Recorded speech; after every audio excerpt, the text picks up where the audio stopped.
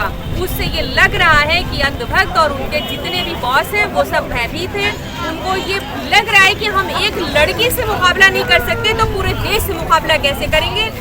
Gas के tank के ऊपर लिखा हुआ था बेटी बचाओ और फिर आधा दिख रहा था तो लग रहा था बेटी उड़ाओ। तो मुझे ये लग रहा था कि ये कौन सा इनका तरीका रहा है कि बेटी बचाओ बेटी पढ़ाओ वाली बातें तो करी इन्होंने, लेकिन बेटियों को सुरक्षा इन्होंने कहीं भी नहीं दी। यूपी विधानसभा चुनाव के लिए मतदान शुरू हो चुका है, जहां पहले चरण का मतदान 10 फरवरी को संपन्न हुआ। इस बीच हमारी संवाददाता चुनावी माहौल जानने के लिए राजधानी लखनऊ की जनता के बीच पहुंची। मैं अजरा मुबीन सोशल एक्टिविस्ट।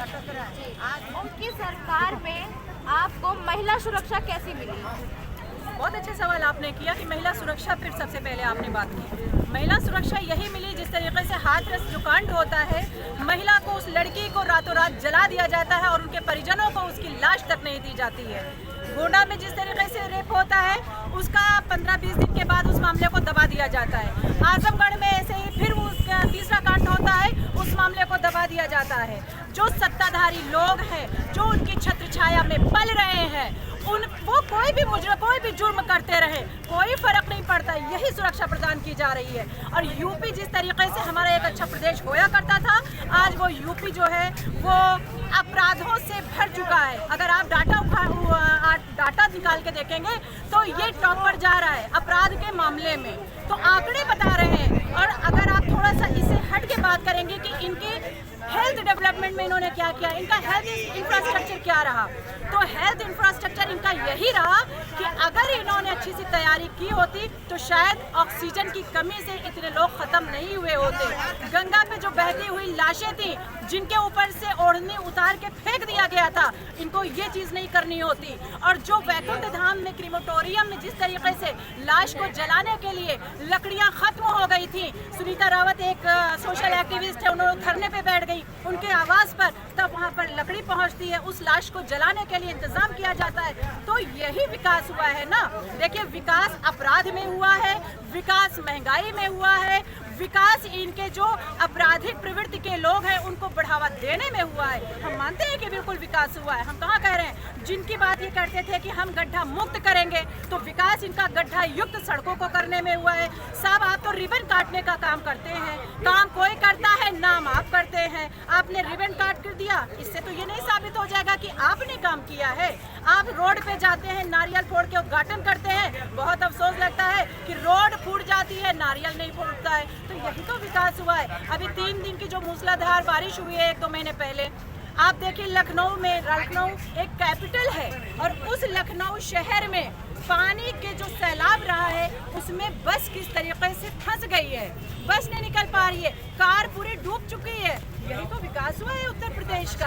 माननीय योगी जी का मैं भी धन्यवाद करती हूँ कि साहब आपने वहाँ पर बहुत ज़्यादा विकास कर दिया है, गरीब को और गरीब कर दिया है। महिलाओं को आपने सुरक्षा नहीं दी है। आज महिलाएं घरों से निकलने के लिए 7 बजता है, मैं भी महिला हूँ, मेरे भी प्रोग्राम होते हैं, लेकिन मैं घड़ी देखने लगती हूँ कि 7:30 बज गए, मैं सेफली अपने घर पहुँचूंगी कि नहीं। यही विकास हुआ है। मैम, आपका नाम? शकील फातिमा।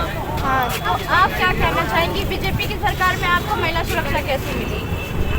मैं यही कहना चाहूँगी कि खुद तो पाकिस्तान जाके बिरयानी खा करके आ गए और हिंदुस्तान में हिंदू विवाद फैला दिया, हिंदू मुस्लिम के लिए लव जिहाद जैसी बातें ले आए हैं मुसलमानों के लिए। बेटी बचाओ की बात तो कर रहे हैं। कल मैं आ रही थी कुशीनगर से, तो एक गैस के टैंक के ऊपर लिखा हुआ था बेटी बचाओ और फिर आधा दिख रहा था तो लग रहा था बेटी उड़ाओ। तो मुझे ये लग रहा था कि ये कौन सा इनका तरीका रहा है कि बेटी बचाओ बेटी पढ़ाओ वाली बातें तो करी इन्होंने, लेकिन बेटियों को सुरक्षा इन्होंने कहीं भी नहीं दी। चाहे वो आसिफा का मामला हो, चाहे वो आप उन्नाव में देख लीजिए कि उस लड़की को एक सही चीज़ ना मिले, उसको हक ना मिले, इसके लिए कितने लोगों को मरवा दिया गया, लेकिन उस लड़की को हक नहीं दिया गया। तो किस मुंह से कहा जाए कि महिला सुरक्षा मिली है? बिल्कुल नहीं मिली है, हरगिज़ नहीं मिली है। आपसे एक और सवाल करना चाहेंगे कि अभी जो चुनाव से पहले ये जो हिजाबी चुनाव मामला उठा है, तो उसके बारे में आप लोगों की क्या राय है? देखिए, मैं आपको एक बात बता दूं कि इस पार्टी ने जहर घोलने के काम के सिवा कोई भी विकास नहीं किया है। ये इसी उद्देश्य से आए थे कि हम किसी तरीके से लोगों को डाइवर्ट करेंगे और हम इनके करीब हो जाएंगे। जो अंधभक्त है। मैं अभी आ रही थी आपके मड़ियाओं थाने के पास से, तो कुछ लोग वहाँ पे कह रहे थे जो राम को लाए थे हम उनको लाएंगे। आप ये बताइए कि राम कब आए थे? और कहा जा रहा है कि जो राम को लाए थे तो राम भी अब एक खिलौना बन गए हैं लोगों के लिए, कि मोदी जी या योगी जी राम को लाए थे। अरे रामचंद्र जी तो ऐसे हैं कि जिनकी सारा संसार उनकी इज्जत करता है, महापुरुषोत्तम है, न कि अब उनको बताया जा रहा है कि एक देश का प्रधानमंत्री या मुख्यमंत्री लेकर के आया था। अब इससे ज्यादा अंधभक्ति क्या होगी, इससे ज्यादा क्या कहा जा सकता है? तो बस यही बीजेपी का हाल है, इसी की राजनीति थी। अगर कहा जाए विकास की बात, तो देखिए उन्होंने राम मंदिर के ऊपर वोट मांगा था, उस मामले में उन्होंने विकास किया है। मुसलमान की बहु बेटियों को परेशान करने के लिए उन्होंने मांगा था, उस पर भी उन्होंने विकास किया है। लेकिन जो कर्नाटक में कंडीशन हुआ, उससे ये लग रहा है कि अंधभक्त और उनके जितने भी बॉस हैं वो सब भयभीत हैं। उनको ये लग रहा है कि हम एक लड़की से मुकाबला नहीं कर सकते तो पूरे देश से मुकाबला कैसे करेंगे। अब उनकी हार निश्चित है। सोशल एक्टिविस्ट है, हम जानना चाहेंगे कर्नाटक में अभी जो ये मामला उठा है चुनाव से पहले, तो आपकी उस विषय में क्या राय है? देखिए, मैं इसकी सख्त अल्फाज में मजम्मत करती हूँ, भर्त्सना करती हूँ कि आप किसी भी महिला के लिबास पर आपको किसने अधिकार दिया है बोलने का? किसने कहा है, किसने ये अधिकार दिया है कि मैं हिजाब लगाऊं, मैं जीन्स पहनूं या मैं बिकनी पहनूं? ये किसी को किसी ने राइट नहीं दिया है कि हमारे जो मौलिक अधिकार हैं उस पर आप इंटरफेयर करेंगे। तो इसकी मैं कड़ी शब्दों में निंदा करती हूँ और ये कहीं ना कहीं ये दर्शाता है कि ये एक बुज़दिली का प्रमाण है।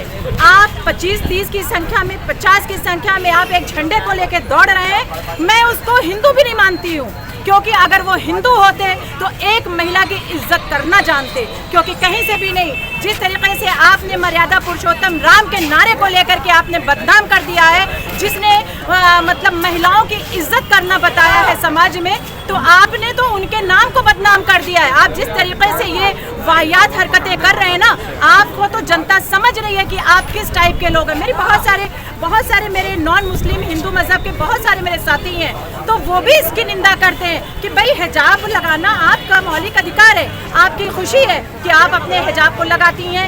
या पर्दा प्रथा तो हमारे यहाँ भारत में सदियों से रही है। क्या घूंघट महिलाएं नहीं करती थी? क्या उस घूंघट में रह करके वो काम नहीं करती थी? वो उनका दिल करता था कि वो घूंघट लगाएं या घूंघट हटा के बात करें। वो हमारी जिम्मेदारी है कि मैं नकाब ओढ़ूं या ना ओढ़ूं, मैं हिजाब में रहूं कि ना रहूं, वो मेरी मर्जी है। आर्टिकल 21 ये हमको परमिशन देता है कि मुझे इस बात की फ्रीडम मिली हुई है कि मैं किस तरीके से अपनी जिंदगी को मैं बसर कर सकती हूँ। तो मुझे लगता है कि ये जो मौजूदा सरकार है ये बिल्कुल जाहिल है, ये बिल्कुल ही अनपढ़ है। इसने कॉन्स्टिट्यूशन को खत्म करने का काम कर रखा है और ये पूरी तौर से तैयारी कर रहे हैं। ये जो हमारा बाबा साहब भीमराव का बनाया हुआ ये जो संविधान है, इस संविधान को ये पूर्णतः नष्ट करने का इनका मंसूबा है और ये मंसूबा बिल्कुल भी सक्सेस नहीं होगा। इंशाअल्लाह ये नाकाम साबित होगा। ये जो गंगा जमुनी तहजीब का कहने वाला हमारा भारत है, इसको कोई भी अराजक तत्व तो इसको